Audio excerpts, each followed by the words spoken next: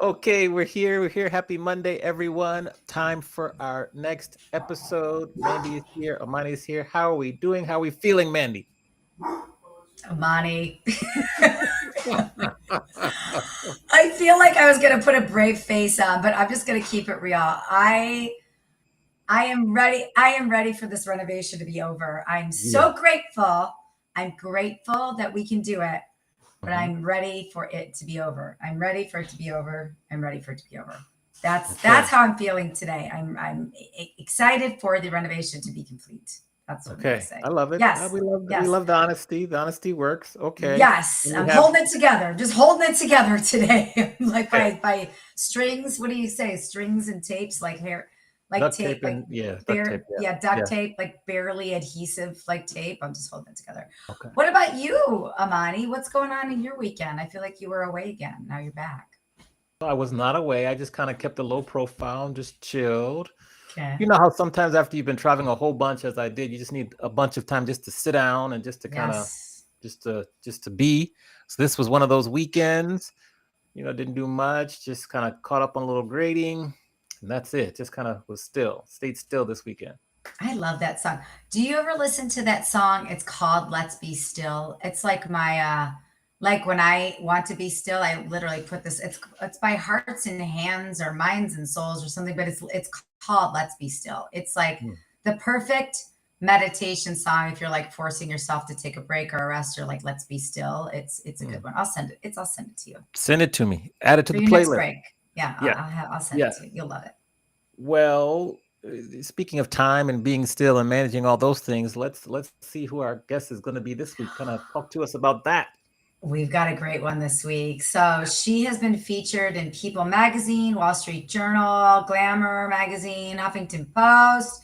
She's an author, a professional speaker, and most importantly, an expert in time management, which we all need to fine tune our time management. It doesn't matter how great we are with it. We all can use a time tip or two. So I'm so excited to welcome you, Alegre Ramos. Welcome yes, there we go. Round of applause there. Thank you. Oh my gosh, you said my name so beautifully. Mandy Graziano. I have to do the hand gestures. Yes. You can do them all. I have a question to start off with. Mandy, do you want to go? I can go. Where should we go? Go first. Take it, Amani. My question for you, really, we're going to start off. We're not really going to build much rapport. I want to know what are like the top 3 mistakes people make when trying to manage their time properly. The first mistake people make is that they don't actually think about how they want to spend their time. If you haven't decided how to spend your time, then nothing's a waste of time. let's say the average American spends 4 hours watching television. That's not including just surfing the internet, right? Just watching programmed shows. 4 hours a day is the average. If you review television, then you're just doing your job. But if you were supposed to be working on a report or cleaning out the garage, then I think we can all safely say that was a waste of time. But if you didn't decide how to spend your time, then nothing's a waste of time. And everything's a waste of time. Okay. So not being thoughtful about how you want to spend your time is number one. Number two is not prioritizing the things that you want to do in your life. And when you don't prioritize, then the urgent things will always, they're loud and they'll take over. And the important things will fall by the wayside and you won't do anything about them, right? So the urgent things are the emergencies or the things that have a due date or the things that your boss tells you you need to do. And the important things are the things that make your heart sing, that you've always dreamed about doing, but they don't have a deadline that is making you focus on them, like writing that book or starting that business or going back to school. If you haven't prioritized those things, then they're never going to prioritize themselves for you. You know, people always say, oh, well, I'll get to that someday. Unfortunately, I've never seen a calendar that says someday on it. Right? You can't be like, oh, here's the day when I'm supposed to work on that thing that I keep putting off. So if you have to prioritize the things that are important, otherwise the things that are urgent will always take over. Okay. And then three is it's all about boundaries. And that's what having priorities really makes clear, because having your priorities straight makes it so easy to say no. You know, I remember when I was younger, I'm 51. I didn't remember which of the 50s I am. 51. And I remember my 20s. I don't enjoy drinking. I don't enjoy loud places. So bars are just not my thing. But I felt like I was supposed to go to bars. That's what you do in your 20s. You go to bars, you go to fraternity parties and all of that sort of thing. I went to one fraternity party and I said, I didn't enjoy this. Why would I make myself spend time there? And so just by being really clear, like, I'm not a drinker. I don't enjoy fraternity parties. My boundaries were really clear. Like, hey, I'm free to do other things. Let me know. And it's just really great to have those boundaries set, because then it makes it really clear what you don't want to do and what you do want to do. Now, I don't know if for people who see my bio, you might know that I do stand-up comedy for fun. So if you want to go to a concert, I am not your gal. But if you're going to go to a stand-up comedy show, I'll be there with bells on, because I just have my boundaries really straight about how I want to spend my time. And again, that's related to priorities. You gave us so much there to unpack. Well, that was good. Now let's go back to, you've written 4 books, if I recall correctly. Yep. Right? 4 books. Here they are. My bouquet. I call them my bouquet of books. All right. Okay, good. I love the colors. I know, bright colors. What were your best time management techniques that you use to complete the book? Because what trips up most people, many clients I help with writing books and things like that, what trips up most people is they just cannot get the writing done. Yes. So writing is like drinking water. You can't put off writing until Sunday and try to get it all done and not have done it Monday through Saturday. Just like you can't drink 10 gallons of water on Sunday. You have to drink a little bit every day. Good reminder. Big goals. Yes, let's all drink. Everyone pause. Let's have a cheer. Let's have a toast. Yes. A water toast. Yes. A Cheers. toast. Cheers. Yes. Cheers. And everyone's like wondering, what the heck are you drinking? That's green water there. That's green water. This is hibiscus flowers and matcha. Okay. So I'm getting lots of polyphenols in there. As you can hear, I do things very deliberately. So the first thing I eat every day is pretty much always this chia seed smoothie, and then into my polyphenols. So if I'm going to drink water, I might as well be getting, good nutrition out of it.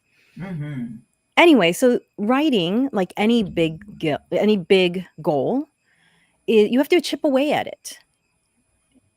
Big goals require consistent action for a prolonged period of time. That's the only way that you can get them done. That's how you build a house. That's how you write a book. That's how you run a business. It's just little actions every day.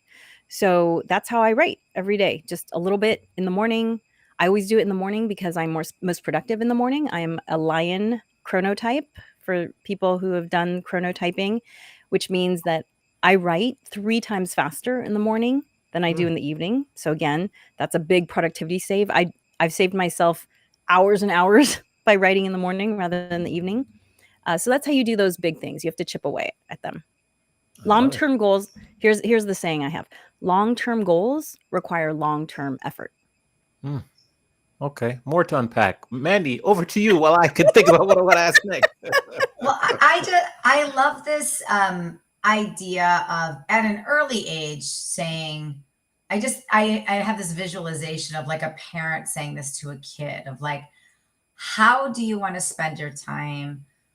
Who do you want to spend your time with? And what is time worth to you? Because I know in my career, I've started focusing on time management, and time management is such a silly word, but like just time, time, just the value of time, probably like 22 years ago or so, I would say. I think I read an article in a magazine, but as you're talking, it's occurring to me like this is a conference. It's kind of like sales. This is a conversation that would be beneficial for us to be having with people earlier and earlier. So by the time you get to our age, because we're all in our 50s here, we're masters at it. But unfortunately, I feel like people don't start considering it until their 40s, maybe, right? Right. And it's just a good conversation. So that's just a observation I'm making from what you said. And like we said at the beginning, like we are always fine tuning it. So how did this evolve for you? How did this start for you? Like when was that first like notion of how you're spending your time and how you can be more obsessed with time in a better way? Like what was the birth of this for you? Well, I'm just a high energy person and I like to do a lot of different things. I always have. Like before I went to MBA school, I was actually working and taking a stand-up comedy class and learning to throw pottery. That's just how I'm wired. And I think most people end up finding me when they have kids because that's when the time management becomes a big crunch. Suddenly you have this person who has all these demands on your time and you have no boundaries with them because your job is to keep them alive. That's when people, especially when their kid hits 5, that's when they start to come up from air a little bit and they say, I don't know who I am anymore. I don't know. And I think this is so normal. Like parents, give yourself grace.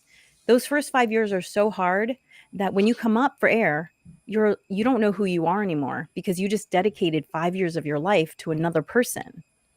And some people choose to, re-up. They go back into the child. I only had one.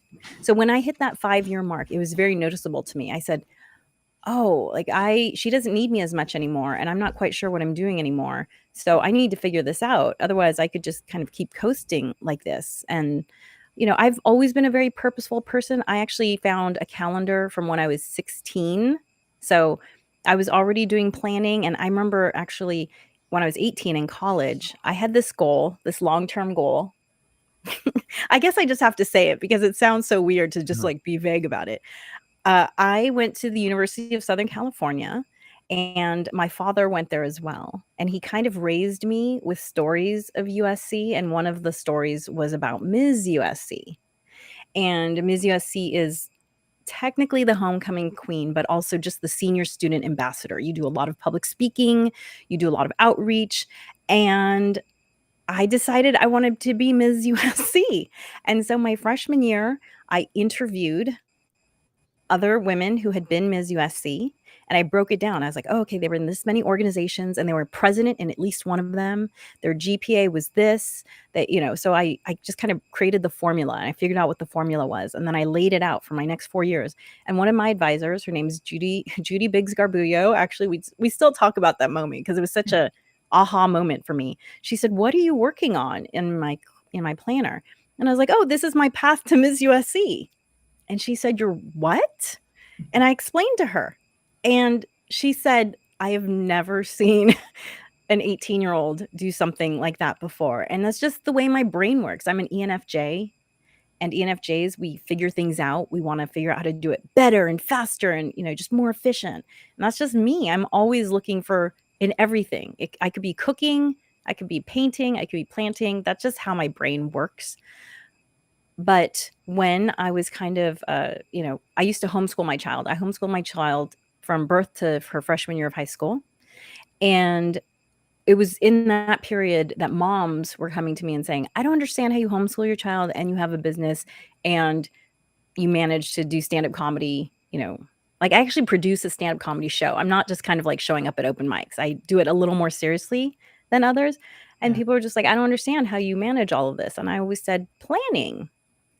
And people would say, well, I can plan a party. And I was like, well, it's not that kind of planning. Like that kind of planning is discrete. You have a budget, you have a date, you have a goal in mind. I'm talking about the more ephemeral life planning stuff. And that was the stuff that people had difficulty wrapping their minds around. So I started informally coaching people and I realized, hey, I think my ENFJ brain clicked in and I was like, I can create a system for this. And so that's what I've done. That's beautiful. I love how businesses are born out of our gifts, and like you clearly have a gift because you're wired a certain way. Now your business is born from it. You said something that reminded me of a quote that you'd said before is about efficiency and effectiveness. So why is being efficient not the same as being effective? So I've done a lot of public speaking and I've coached a few people in public speaking because they've asked me to. It's not what I hang my shingle on, but if someone has a message I want to help amplify, then I'm happy to help them out. And a lot of these CEO types, they just want to cram as much as they can into every meeting. They're like, I have 60 minutes with the staff. I'm going to tell them these 15 things. And I would tell the CEO, I would say, okay, well, if you spend that hour and you tell them those 15 things, and tomorrow you ask them, what were the 15 things I talked about? And they don't know anything. Then what was the point of having that meeting? That was an efficient meeting for you, but it was not an effective meeting in terms of translating anything you wanted to say to your staff. So there's a reason TED Talks are 18 minutes, because the brain science shows that at a certain point, audiences tune out because they've taken in all the information they can take in, and you're just starting to stress them out. So being efficient is when you're like, oh, I got all these things off my plate. But did you move the things forward that you wanted to move forward? Did you communicate the message you wanted to communicate? That's the difference between efficiency and efficacy. Oh, I love that. And then I want to ask you about prioritization. So, we're all business owners here, and I always prioritize revenue producing activities certain days of the week. And then certain days of the week, I prioritize different things. And, it's a constant juggle of prioritization. It's a good thing. But how do you represent prioritization? Like, how do you look at prioritization as a method in general? Well, okay. Are we talking about like big life prioritization or like day-to-day 8 a.m., 9 a.m.? Can we do both? Can we do micro? Can we do macro and micro? I like it. Okay. So on the macro scale, I would say prioritization is all about being really clear about your values. And, Benjamin Franklin, I love Benjamin Franklin. When Benjamin Franklin was in his 20s, he actually didn't like himself. He decided I don't know that he's had this conversation with himself, but the way the story is told is that he thought he drank too much, he dispensed too much, he didn't get up early enough, and so he came up with a list of values. I believe he had 13 values, and he had a little sheet, and he would focus on one per week that he would really try and work on, but he would rate himself on those 13 values every day. And eventually he did away with the system because guess what? He became the person he wanted to be. Just like me in the bars. Like I never had to think about that anymore. Once I set that boundary, I was like, okay, done. I don't have to remind myself, you don't like bars. So being really clear about your values, I have these value cards. This is actually one of the first things whenever I'm coaching someone or my Harness the Power of Planning course, this is one of the first things you do is you come up with value cards. And I put them on these pretty postcards because it makes me want to interact with them. And they are hierarchically ordered from 1 to 8. And so on the macro scale, being really clear about your values helps you to prioritize, right? If you decide that, your personal life is your first priority and your professional life is your second priority, well, then when you get that business opportunity that conflicts with that birthday party, it's really clear what you're going to do because you've already done the pre-work to set that up. So this is how I prioritize on a macro level. On a day-to-day level, I basically have my schedule laid out in terms of what my priorities are. So writing, I'm working on 2 books right now. So writing takes place in the morning. Also, that's aligned with my chronotype. And I have built-in breaks there. People might actually be surprised by how much unprogrammed time I have in my calendar because you can't just keep grinding and grinding and grinding away. I have about an hour-long attention span for things that I'm not jazzed to do. Fortunately, I love words, which is why I stand-up comedy, podcasts, write books. Like, I just like words. Words are my access to flow state. And once I start writing, actually, it's hard for me to stop. Yeah. In fact, when I was homeschooling my child, I had to give myself the boundary of having a hard in with homeschooling at 10 a.m. because otherwise I'd start writing and then I'd be like, honey, yeah, we'll just do a few more worksheets. I'm on a roll, but I couldn't do that for years and years and years. So at some point I gave myself that hard in. And so basically I have my goals that I'm working on and I give them a time slot in my day. And there's plenty of flex time built in between those. And it basically goes from, the stuff that's most mentally intensive. My deep work starts in the morning and then it gets shallower and shallower and shallower. So that, things like setting up, Instagram, like making sure things are set. I bunch those together in the evening when I don't need my intense brain power working on them. You're speaking my language. I believe in scheduled breaks. You should see my calendar. I've got a 5-minute scheduled break every 90 minutes or so. I love that. And I love the micro and the macro. I think that's like really, really important. I don't think we think about this enough. Okay, Amani, I'm gonna steal one more question because she said it. Actually, can I say one more thing? Yes. Can I say one more thing? Say it. So one thing again, boundaries, prioritizations. Like my family, we have 2 rules. We have a bunch of rules. And I don't think rules is a dirty word. I like the word rules. Like it just makes things really clear for me. We have 2 rules that we have, which is 1, no screen time as in like TV watching or video game playing or any of that. You can use screens for work, but Monday through Friday, we never watch anything entertainment, if you will, because again, that's just about how I want to spend my time. We also have a no sugar rule in our family, no refined sugar during those days. And then on the weekend, I love a donut. Give me a donut. I love me a donut. Okay. But I can't eat a donut every day and fit in my clothes. That's just, not how it works, unfortunately. I don't have those Heather Locklear genes. So anyway, again, going back to prioritization, those are 2 things that just really help my family stay on track with how we spend our time. Yeah. Rules.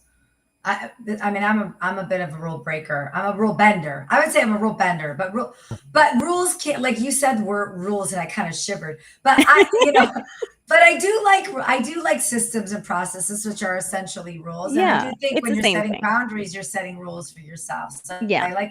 I like that idea. Chronotype. Can you, some people know what that is, some people don't. Can you just explain what a chronotype is and how we can use it better in our lives? Okay, so chronotype is just a way of figuring out what your circadian rhythms are in order to optimize for deep work and versus shallow work during the day. And look, like all of these things, like all these personality things, Myers-Briggs, DISC, Clifton, whatever you want to say, these are all just guidelines, people. Do not take this to the bank. Like learn what you can from it. I believe self-knowledge is valuable, but it's not the end all be all. Okay. So chronotypes, there are 4 chronotypes. There are many different psychologists have given them different names, but the ones that I think we hear about the most are the lion, the bear, the wolf, and the dolphin. And the lion, and the reason why, by the way, I was an anthropology student in undergrad, and I always like to say that, people ask me, what industries do you work in? And I say, do you have humans in your industry? Because I work with those businesses. Those are the businesses I work with. I have my anthropology degree, I have my business degree, and basically I use them to help humans human better, because there are things about being a human that affect you. Like, you need a certain amount of sleep. It's unfortunate but true. I prioritize sleep. That's why I am the way I am with no coffee in my system. So chronotypes, the 4 chronotypes are, and anthropologists hypothesize that the reason why chronotypes exist is because when we were living in villages, someone had to be awake to guard the village and tend the fire. So that's why they exist, right? So the lions are the stereotypical morning person. We get up at 6 or earlier. We are most effective for deep work before noon. And then we start to fade as the day goes. This is why I'm not good at bars, because at 10 o'clock, I'm tired. And the interesting thing I just have to say too, because, hey, I want to stay up late too. There's so many things that are interesting. I want to listen to, I want to read a book, whatever. But I have found that not only do I have more energy when I'm asleep by 10, I'm literally I feel happier. Like, I'm just more chipper when I follow my chronotype. Okay, the next one is, and lions make up about 10 to 15% of the population. Bears are the next biggest group. They're actually the biggest group. They're the next to get up, and they kind of wake with sunrise and go to, like, their energy level peaks with sunrise and then goes down with sunset. Not peaks, sorry. They wake with sunrise and then their energy level tapers off towards sunset. They're about 55% of the population, and they are most productive kind of between 10 a.m. and 2 p.m., right? So they're midday. So you can see why they're the most people, because that's when the most activity can go on and you're not so worried about, like, are we being threatened by predators at nighttime? So then there are wolves, and wolves are they get up a little bit later in the day and they stay up later into the night, and they'd be most productive in like mid to late afternoon. And they make up, again, about 10 to 15% of the population. And what I always like to point out to anyone who plans meetings is, so now that you know these percentages, you can see that probably the best time to have an all-staff meeting is around 10 a.m. or 11 a.m. Because you're going to have 70% of the population awake and they haven't eaten. So they're not food coma, right? Yeah. And then you might want to have a second meeting at like 2 p.m. to try and capture the wolves, okay? And then the dolphins are, unfortunately, thank you for your service. You're the ones who stayed up overnight to protect us. You probably suffer from insomnia. You get up irregularly, you go to sleep irregularly, and you're probably going to need a nap sometime during the day. And they make up the smallest percentage, about 5% of the population. Interesting. So what happened to the Miss USC? What was the culmination? Ms. USC, 1995, 1996, right? Oh, yay! You made it. I was ready for the story. I was like, what happened? What happened to that? Yes, I was Ms. USC. It was a wonderful experience. All the Miss USC alum, do you get together for a parade or anything once a year? Do you have a secret handshake? Is there a club? Like what happens after? What's life after Miss USC? I could tell you, but then no. There's no secret handshake or anything, but whenever I run into someone who is a Ms. USC or a Mr. USC, because there's always a Ms. and a Mr. every year, we do call each other Ms. USC and Mr. USC. It's just that's cute. That's super cute. Mr. USC. I'll give a shout out to Kristen Mackey, who's watching in the chat. So thank you for watching on LinkedIn. What inspired you to give up soda at the age of 11? Wow, you're digging deep here. Digging deep, Amani. So my father was a dentist, and I had to do a science experiment. So I decided my dad, when my father passed away, I found teeth in his nightstand, like just random teeth. Like he just brought them home and So I knew that my dad had access to all these teeth, and I decided to study the effects of different liquids on teeth. And so I put teeth in cups with lemon juice, with water, with lemon juice, with soda, and probably did tea and coffee or something. And the way it ate away the soda, the way it ate away at the teeth was really eye-opening and disgusting. And I was like, I don't want that. So gave up soda. Interesting. Okay. I want to ask you about your business because you write books, you Yes. speak, you coach people. Do you also consult? I believe you also do some consulting or project-based work too. Yes. So And the how comedy, and she produces the comedy show. Well, that's my follow-up question. So Okay, that's my okay. follow-up question. So Let's just not be forget ready the for that comedy. one there. So how does your business break down by percentage? Like, what do you spend? Like, where do most of your clients fall into? What buckets? Well, so, the public speaking, there's a really long timeline for public speaking. Like I have people who are booking me for 2027. Right. And I really have I only agree to speaking out of town once a month right now because I do have a child who's still at home. She's only going to be home a couple more years, so I really still want to prioritize that. So really that constraint, that boundary that I've set for myself makes it really clear that, I'm only speaking out of town once a month. And a lot of the offers do happen out of town. So that's not a huge part, right? If you're only traveling once a month, that's not a huge part of your day. Right now, my focus is really on the books because, for me, a pet peeve is a 300-page book that should have been 50 pages. That's always been a pet peeve. Agree. Yes. And because I'm a brain science nerd, I also know that you learn best when you do rather than just taking in information passively. And the other pet peeve I have are the books where people talk about the problems, but they don't offer any solutions. So when I started writing books, one, I was like, I'm going to keep them the length that they should be. I'm not going to try and fill them in. And two, I want to make them workbooks so that people are actually implementing the tips as I'm giving them. And so all of my books are designed to be read in an hour or less, you can see, and they're all workbooks. And so I have a workbook, the next one, the fifth one that I'm working on, that'll be about habit formation made simple. Because there are a lot of huge books out there on habit formation, and I'm just going to distill them all down into another one of my short reads. And then I'm working on, I Harness the Power of Planning, the course was actually the first product I came up with. Sort of this whole, like, how to life design your life. And the thing is that people came to me and they said, I'd love to take your Harness the Power of Planning course, but I don't have the time to do it. I was like, okay, well then I'm going to write this book to help you have the time to do it. And then people would say, I'd love to do your Harness the Power of Planning course, but I don't feel like I'm taking care of myself. I wrote this book to help you take care of yourself. So once you have those two pieces, then maybe you can start thinking about Harness the Power of Planning. But people had asked me, could you write a Harness the Power of Planning book? And I was like, oh my God, that'd be like this thick and it would be so boring. Because I think what makes my course tolerable is that it's interactive, right? A tome on life design, I don't think would be very interesting.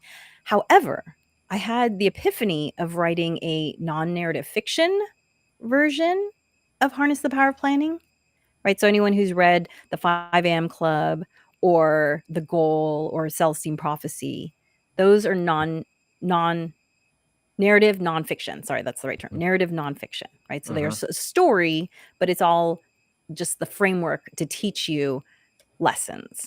And so I'm working on that. It's 2 moms. One mom says, hey, how are you doing everything? And the other one says, planning. And then it goes from there.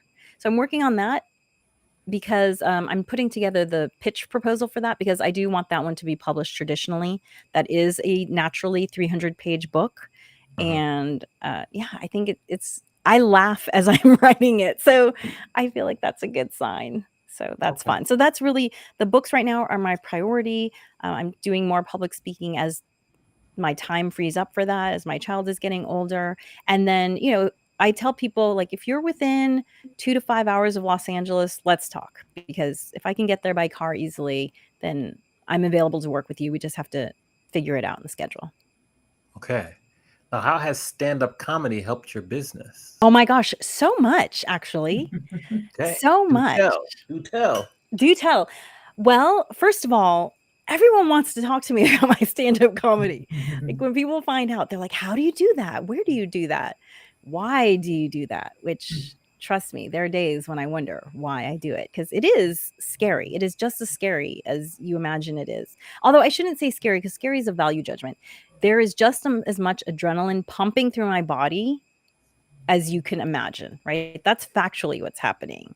And there are times when I allow myself to be like, oh, I want to throw up right now. And then there are times where I'm just like, this is just what's happening. Just write it. I mean, public speaking is all about writing the adrenaline. And people ask me like how, because I did a presentation at the LA Convention Center the other day. There were about 600 people there, an hour-long PowerPoint. People ask me, how do you do that? I'm like, trust me, this is so much easier than stand-up comedy. Like, I have a PowerPoint. What are you talking about? I don't have to make people laugh. If I do, great. But stand-up is much harder. And the great thing about doing stand-up comedy, though, is it keeps me so sharp because it's harder, right? It's kind of like training for a marathon by doing an ultra marathon. Yeah. When you do an ultra marathon, you're going to be a damn good marathoner. Yeah. That's what stand-up comedy does for me. Interesting. Great analogy. Randy, back to you. Well, you just held up a book with the word mornings in it. And so I'm a big proponent of like, how you handle your mornings is how you're going to handle your day. So let's just talk about mornings. So How do you handle your mornings, and what's your general philosophy on managing mornings? Well, I completely agree with you, Mandy. It just sets the tone for your whole day. My husband we've been together a long time, 20 something years. And as he's gotten older, he was getting more negative in the morning. And he'd wake up and he'd literally utter 10 curse words within the first 10 minutes of being awake. And I've never really noticed because I'm so raw that I'm just like, whatever, okay. But then when we had a kid in the house, I said to him, is that really how you want to show her your morning should start? And it's affecting more people in the household than just you. And he hadn't noticed it. It had just become a habit, as a lot of these things do. But when he thought about how he wanted to show up in front of her, he made that change. And so I think, again, this goes back to the very first question you asked me, Amani, about being purposeful with your time, right? So being purposeful with your morning sets the whole tone for your morning.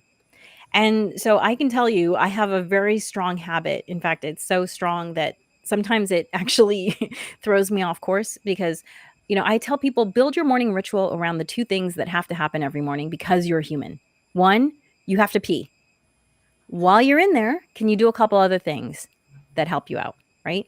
Two, you're going to have to go get a glass of water because you're going to be thirsty because you lose a ton of water while you're sleeping. Because again, you're human. When you're in the kitchen getting that water, can you do a couple other things like take some supplements? Can you even maybe get in a stretch while you're taking the supplements? Like, I know a lot of people who work in a little bit of a stretch in random places. I personally do a deep squat for the 2 minutes that I'm brushing my teeth. I do my deep squat while I'm brushing my teeth. Why not? I'm there anyway. I want to keep my hips open. Might as well do it. So it's just about being purposeful. And the funny thing is when I walk into the kitchen, I have my whole routine of I make my 3 drinks. I always start with hot water with lemon or lime. And then I go to my smoothie, and then I go to my matcha hibiscus. But I make all 3 of them immediately. And then while the water is boiling, I unload the dish rack because I like to have that one moment where like my kitchen looks neat. I'm like, oh, look at it. And then I take my supplements, right? So that's my morning. The other day I needed to get the stepladder from the kitchen. It was early in the morning and I was like, oh, I have to get something down. I got to go do that. I walked to the kitchen to get the stepladder, and all of a sudden I'm doing all my things, having my supplements. And I was like, oh God, the stepladder. I totally forgot because it's just such a habit now. So I get up, I'd make my drinks, clear the dish rack, do the supplements. Actually, sorry, I lied. Let me back up. My alarm goes off. I lie in bed for a few minutes and I say a mantra. And I imagine how I want my day to proceed. And then I get up and then I go to the bathroom. And of course, I put on my contact lenses and I brush my teeth because you got to take care of your teeth, people. And brushing your teeth in the morning is the difference between inflamed gums and not inflamed gums. Then I go to the kitchen and I do the 3 things there that I tell you about. Then I go back to my bedroom and I sit and I have a nice long skincare session, which is only something I took up in the last 11 years because my skin was really, really nice until I hit 40. And then I was like, what is happening to my skin? Just like, sunspots like crazy. I didn't wear sunscreen until I was 40 because I didn't think I had to. I thought I was dark enough that I wouldn't need sunscreen. I was, nope. A lot of people, you're not alone. A lot of people do the same. Yeah. And so I have this nice long skincare routine, which was not always this long because I don't actually enjoy skincare for skincare's sake, but I hate wearing makeup. And so the choice was makeup or skincare. I was like, okay, well, I'm going to do skincare. And then I learned that actually self-touch is almost as good as touching someone else. Like this is like giving yourself a hug right here, doing all of this stuff. It stimulates you in really positive ways. And it just kind of got longer and longer. And then I added in music. Now I do music and a candle. And it really just, I call it my morning ritual. It really is. It's so centering. I don't listen to anything but just this pleasant sound. And then I have this candle that I love. And it's such a great moment for myself. And then when my skincare routine is done, I'm ready for my day. You're like buckled up, ready to go. Yep. I've taken care of myself. I have nutrition. I have hydration. I did some stuff that just makes me feel centered and taken care of. And now I'm ready to show up as my best self.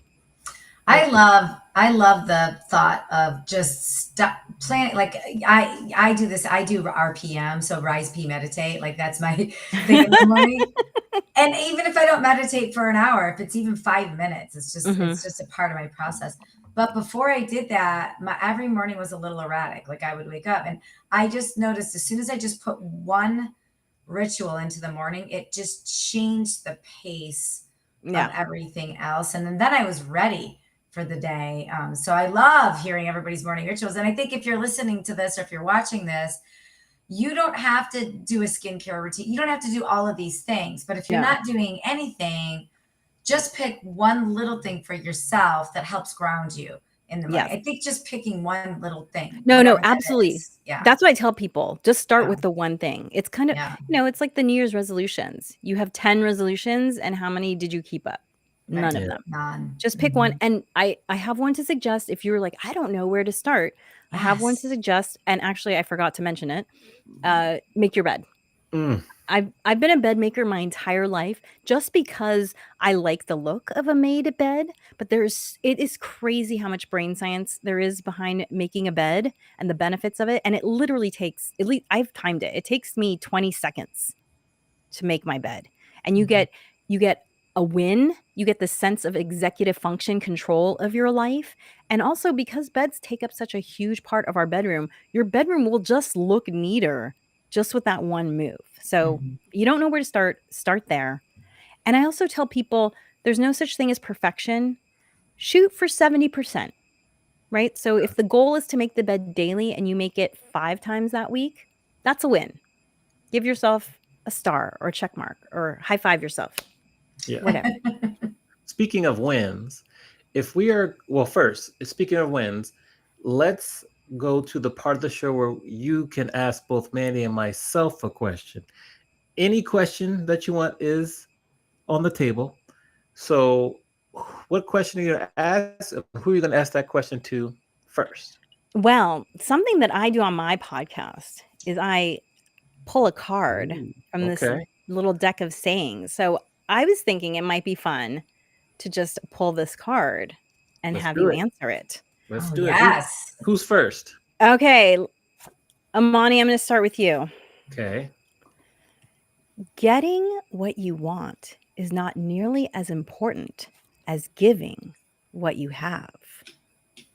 Getting what you want is not nearly as important as giving what you have.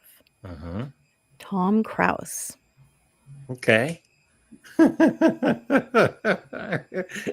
the question within that is, so how does that speak to you? Do you agree with it? Do you not agree with it? Is there somewhere in your life where you have found that by giving, you actually get? I would say maybe for me, I do agree with it.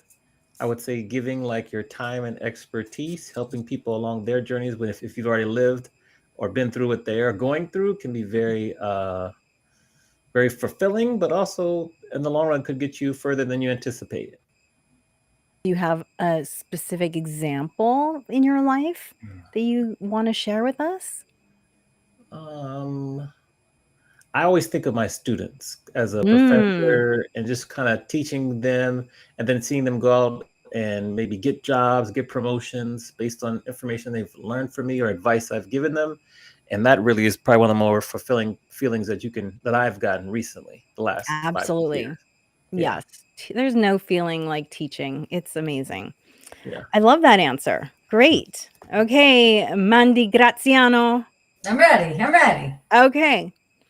We become happier, much happier, when we realize that life is an opportunity rather than an obligation. Mary Augustine. We become happier, much happier, when we realize that life is an opportunity rather than an obligation. I mean, that totally speaks to me. I don't look at anything as an obligation. Life is an opportunity. I think breathing is an opportunity. Being awake, being alert, being in this moment is an opportunity. So that, that's Mary, you're preaching to the choir. Preaching to the choir. So, is there an opportunity that came to you recently that maybe surprised you or that you had to think about a little bit, but you were so glad when you said yes? Mm, that's so interesting. Yes. I mean, I don't say this. I look at this as an opportunity. So it was, I think 2 or 3 weeks ago, one of my girlfriends is on the board of an organization called Transcendence. We'll just give Transcendence a shout out. They are community builders. So they teach dance and spoken word and poetry and just the arts in a community. And so a lot of high school students, a lot of grade school students go there, and it's their salvage, right? It's like Mhm. things may not be going well at home, but this is where they go to build confidence and learn how to be. And so I knew she was on the board for that for a while, and I've donated and I've participated, but I've never actually gone to one of her shows. 2 or 3 weeks ago, she invited me to their 20th anniversary recital. And, everything's active right now, right? Like everybody's active and busy, but I in particular am at a very active part of my life for various Mhm, mhm. reasons. And I knew my husband was going to be at the Cal game. And I looked at a Saturday night as like, talk about an opportunity. Like I get the house to myself. I get to be Mhm. alone. I don't have any renovation, anything I have to do. I don't have to work. I could just be alone in my house. So this invitation came and I was like, I don't know. Like I just want to be alone in my house. And then I thought about her and I thought about how I want to spend my time. And she is somebody I want to continue to spend time with because every time I spend time with her, like the world lights up. She lights me up. I Mm. light her up. Like I just feel so great. My heart's pounding with happiness. And so I said yes.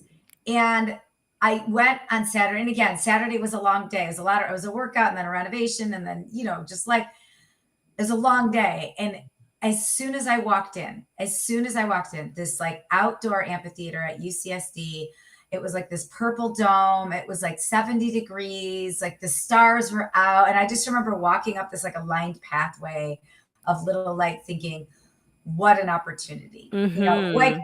what an opportunity to be here to support my friend, to support the work that she does. But like, I've never seen this campus at night. My husband works at UCSD.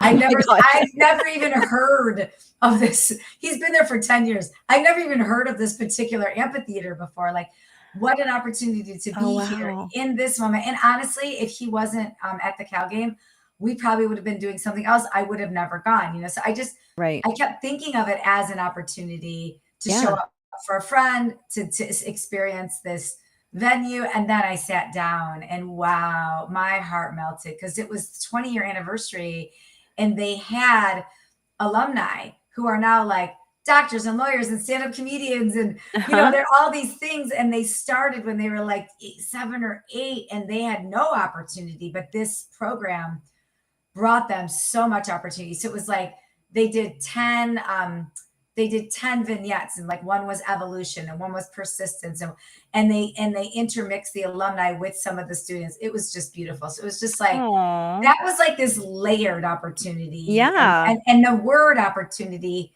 kept coming to my mind like all night. Interesting. Where it's funny. That's why I laughed when you asked about that, because at the end of the night, I'm like, God, normally when I think of opportunity, I think of business. Right. But all night, I just kept thinking opportunity. And then when you just said that, it just, I haven't even talked about that with anybody yet. So I think love that was just that. an opportunity for me to talk about how wonderful that was. So thank you for that. Well, and I love that. I want to, I sometimes have these random thoughts when I'm I walk my dog every morning, and I walk her wearing a 40-pound weighted vest. I do deep squats when I'm picking up her poop. Like, again, my whole system, right? And I had this thought when I was walking the other day, which is that, people were a lot more introspective back in the days of letter writing and journal writing. I was listening to a book, and it was his historical book, and you could hear the person working out their thoughts and their beliefs as they were writing these letters or journaling. And I think I talked to a lot of people and they're just like, I don't know what I want to do with my time. I don't know what the next thing is that I want to work on.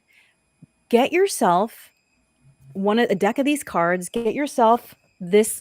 I have this book here that I answer every morning, writing prompt books. They exist. You'll be surprised at what comes out when you answer these random questions.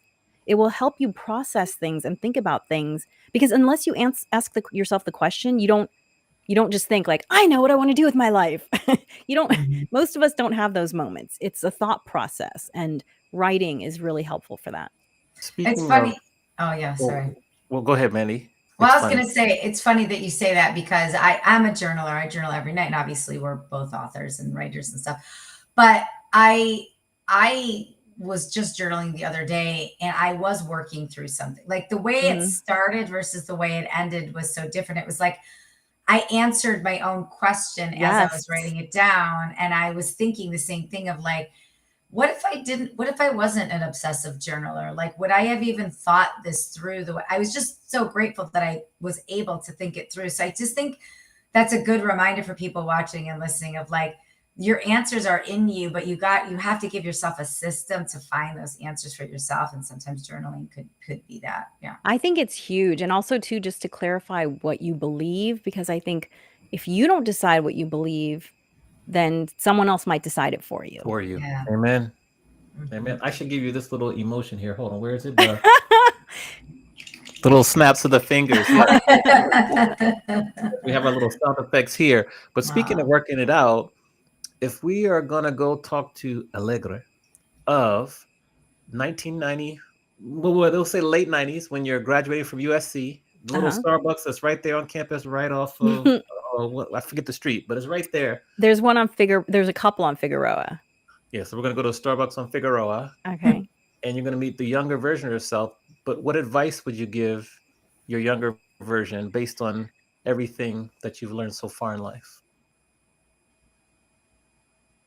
Oh, gosh. It's funny. I actually did a podcast on this. Advice I'd give my younger self. And I don't remember what I said now. Go back and listen. Everyone go watch that podcast. That's my answer. I think that I would say, first of all, just trust yourself more, because I didn't have a lot of guidance growing up. So I had to figure a lot of things out on my own. But because of culture, the louder culture, it took me longer, because I thought I should want this thing. I should do that thing. I always tell people, stop shooting on yourselves. So I would tell my younger self, stop shooting on yourself. Don't worry so much about society, whatever, because you're not going to listen to them anyway. Like I just, I've always been comfortable with not wanting what everyone else wants. But it was a struggle when I was younger. Now I've embraced it, but it was a struggle when I was younger. I think related to that is this whole idea of it's okay to do more than one thing. Like, I'm just not a one thing kind of person. And so much of society is like, focus on the one thing, focus on the one thing, focus on the one thing. And I'm like, I would be bored to tears focusing on the one thing. Yes, I probably would have made a crap ton more money. Yes. You probably would have heard about me on People Magazine or whatever if I had focused on one damn thing. It's just not what keeps me inspired. Like, I need to do a little bit of this and a little bit of that. And honestly, I think that's how a lot of us are wired, because back in the day, we used to be the butcher, the baker, the candlestick maker, while also farming our own land and homeschooling our kids and probably playing some role in the community in some way, maybe the disaster preparedness or the mayor or the sheriff, whatever. You had to do more than one thing back in the day. So I think a lot of us fight that. And like, I think we all need like a creative outlet, you know, we all need to do, I think more of us need to do different things. Like the people who only focus on one thing. Yeah. You hear their names and they go really far and they make a ton of money. Do they have a lot of friends? Are they happy? Do their kids like them? Yeah. Are they happy? Yeah. Are they happy? So, so I would tell my younger self, like, don't worry about it. You're going to figure it out. Like, it's fine to be a little here, a little there, you know, like everything feeds me in a slightly different way. You know, doing stand-up is different than writing the books. You know, stand-up is kind of more for me. The books is kind of more my way of being of service. Although my comedy is also being of service in a way, because the show that I produce, it's called Soy Saucy. It features all Asian and Latin comedians because I am Asian and Latin. And it's such a great show, so much synergy. Like when I started the show, I was like, is this going to work? This whole Asian Latin thing? Like, it makes sense to me, but is this going to work? And people love the show's always been sold out. And I only do it quarterly. You didn't ask me that question, Amani, but I think you were going to. Like, how do you fit this in? I do it quarterly. That's how I fit it in. Where is it? Where is Soy Saucy? Give it a plug. When's the next one? So actually, I'm a little undecided, because the whole goal with doing the live shows was eventually to tape a special. Yeah. If you've ever watched, Netflix has this great thing called like the comedy lineup or the stand-ups, where everyone does 15-minute sets. And I really loved that. And I thought it was a very strategic way, because 15 minutes, you're not giving away the farm, but it's enough time for people to know, like, do I want to follow this person? Do I want to see them when they're in town? So I want to do that. But the thing that's missing from that show that I think Soy Saucy has is that I curate the comedians very purposefully, so that if someone likes me, they're going to like Peter. And if they like Peter, they're going to like me. So we're going to produce. I finally have the lineup that I wanted to produce the show now, the one that we're going to tape.